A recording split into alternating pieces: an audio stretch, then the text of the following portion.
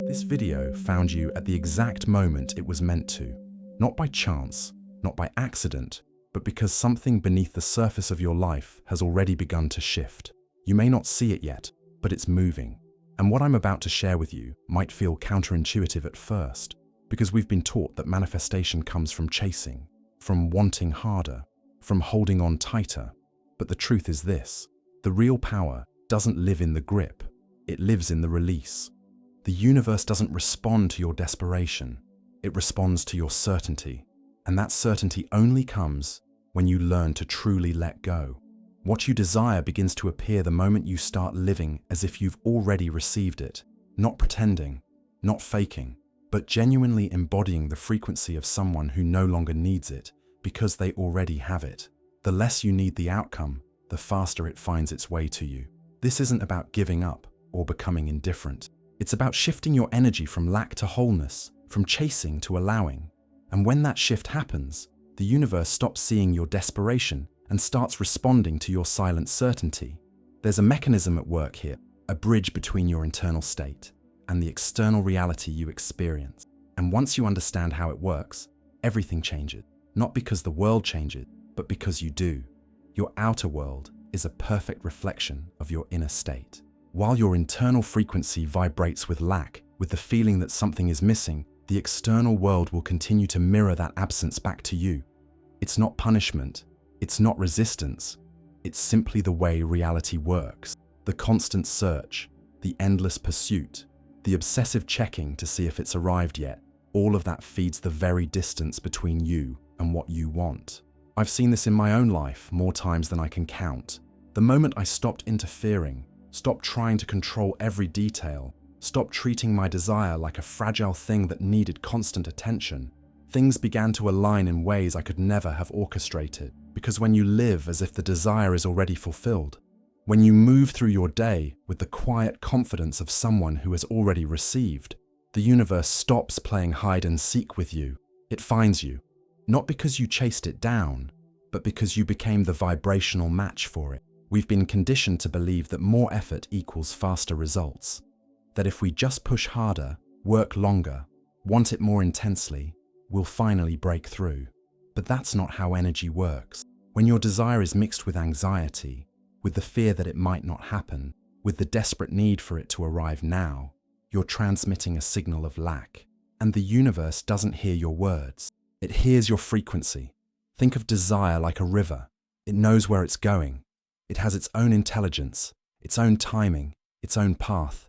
But when you stand in the middle of that river, trying to redirect it with your hands, trying to force it to move faster, to flow in the direction you think it should go, you create resistance. You block the very thing you're trying to receive. True detachment isn't about not caring. It's about vibrational intelligence. It's about trusting the process enough to step back and let it unfold. It's like planting a seed. You water it, yes. You give it sunlight, but you don't dig it up every single day to check if it's growing. Because that constant interference, that need to see proof, that's what kills it before it ever has a chance to bloom. It's easy to pretend you've let go. It's easy to say the words, to tell yourself you're fine either way, to act like you're not attached anymore. But true detachment, the kind that actually transforms your reality, comes with a feeling, a physical, emotional relief that moves through your entire body. Neville Goddard spoke about this with such clarity. He said you must assume the feeling of the wish fulfilled, not the wanting, not the hoping, but the feeling of already having it. And when you genuinely step into that state, something inside you relaxes, the grip loosens, the tightness in your chest dissolves.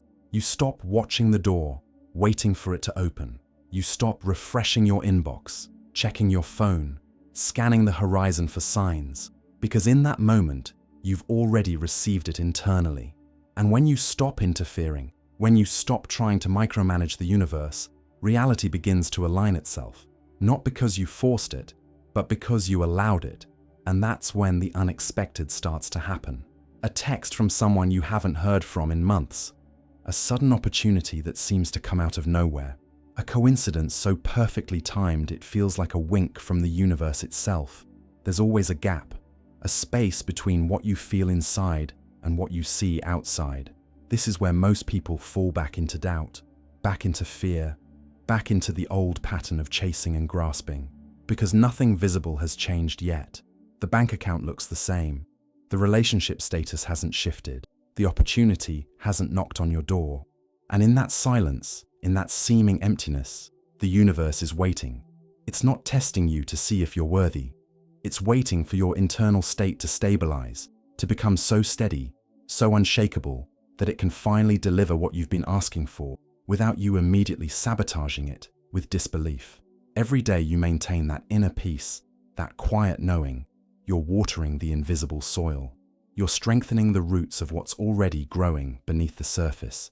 And if you pay attention, really pay attention, you'll notice the whispers, small synchronicities that don't make logical sense, a song that plays at the exact moment you needed to hear it, a conversation that mirrors something you were just thinking about, a feeling that washes over you for no apparent reason, telling you that everything is already in motion.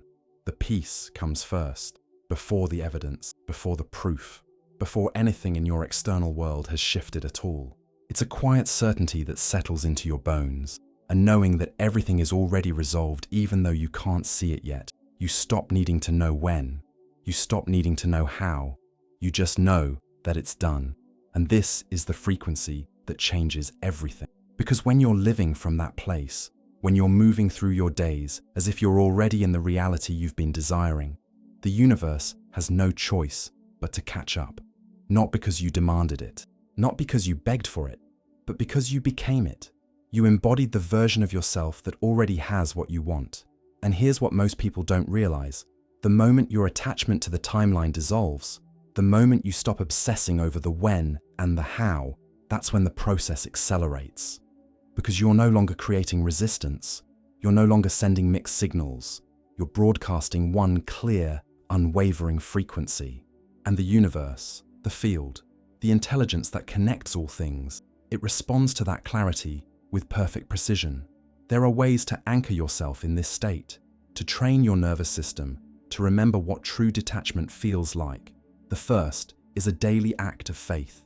Every morning, before the noise of the day begins, you affirm internally with your whole being that what you desire is already yours, not as a hopeful wish, not as a desperate plea, but as a simple statement of truth. It's already mine. It's already done. You feel it in your chest, in your belly, in the stillness of your breath. The second is the conscious redirection of your attention. When you catch yourself spiraling into worry, into checking, into mentally rehearsing all the ways it might not work out, you gently guide yourself back.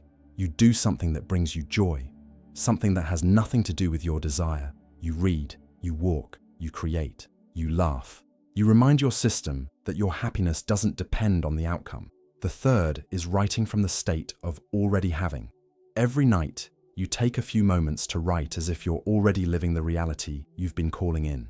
Not as a vision board, not as a future goal, but as your present experience. You describe how it feels, what you notice, what's different. You let your body remember that this version of you already exists, and you're simply stepping into alignment with it. So here's the question that matters most. Are you ready to truly let go? Not halfway, not with one foot still in fear, but completely. Are you ready to live as if what you desire is already yours, even before you see a single shred of evidence? Because that's where the magic lives, in the space between your certainty and the world's confirmation. Today, choose one of these practices and let it become part of your rhythm. Let it remind you that you are not waiting for permission from the universe. You are already living in alignment with what's coming.